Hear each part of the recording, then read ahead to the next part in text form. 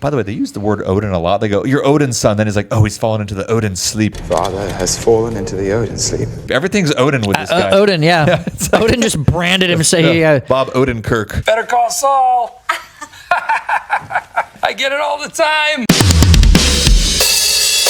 Thor 1, best Thor movie. The first Thor, the way it sets up the character, the way that you see Chris Hemsworth like completely embody a Norse god. So beefy. And the costume design that they give him, everything fits the story so perfectly. I don't even know the comic, but if I'm a moviegoer and I'm sitting down, I got my popcorn, I got my little soda, and I'm ready to enjoy a movie, it puts me into the world, especially when the very first bit is Natalie Portman. Yeah, Jane. Jane Foster.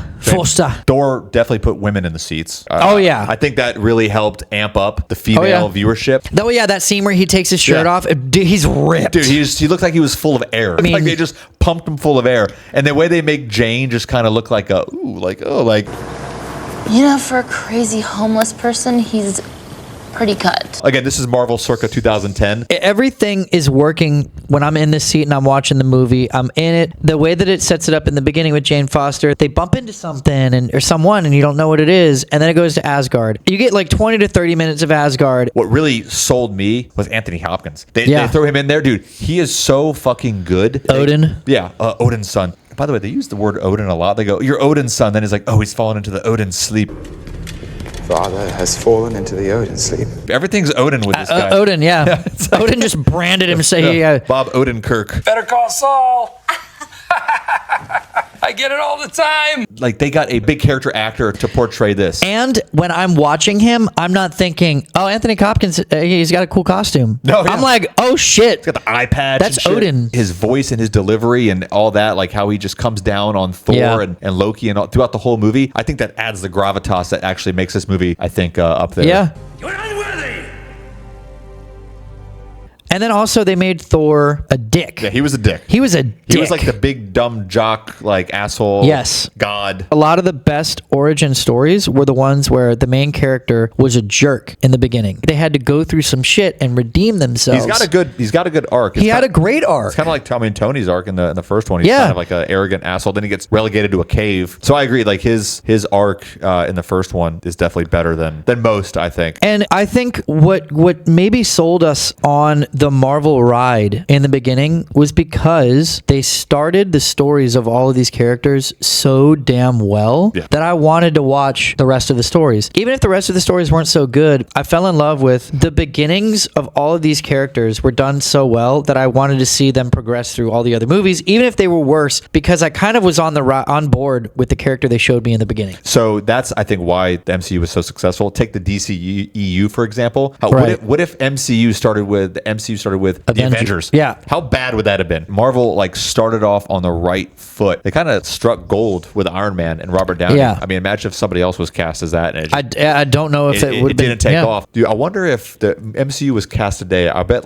Jason Momoa would be playing Thor. I don't want Jason Momoa in anything. I'm not a fan. Anything. I get it, bro. You're Khal Drogo. The Frost Giants, for me, could do without him. It was a little strange. And then the thing about Loki being a Frost Giant, I feel like that's never mentioned. Yeah, do they ever mention that again? I don't think so. Does that mean that he's not actually Loki? I'm so confused by that.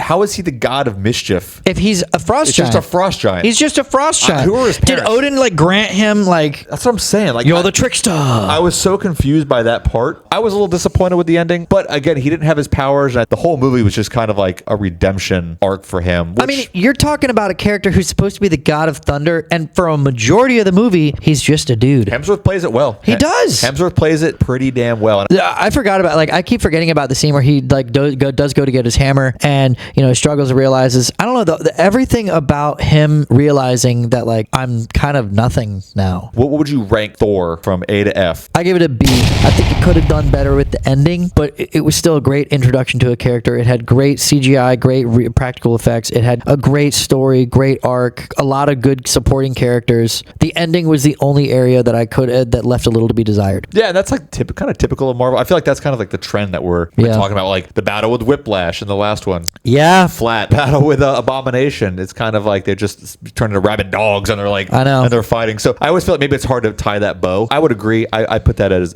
a B.